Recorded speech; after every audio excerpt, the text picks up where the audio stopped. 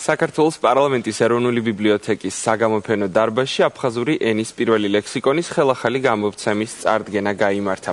პუბლიკაცია პირველად 1827 წელს რუსეთის იმპერიის სამხედრო ფლოტის ლეიტენანტმა ვლადიმერ რომანოვმა გამოსცა.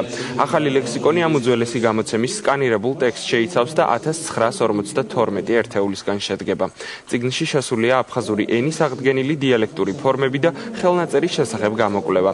წიგნი საინტერესო იქნება ლინგვისტებისა და ისტორიკოსებისთვის. ხელნაწერი, რომელიც ახლა გამოიცა, არის დამოუკიდებელი ნაშრომი, შედგენილი 1827 წელს და შესაბამისად ეს არის აფხაზური ენის ყველაზე ძველი ლექსიკონი. ამ თვალსაზრისით ეს არის უნიკალური წიგნი. ამას გარდა მას დიდი მნიშვნელობა აქვს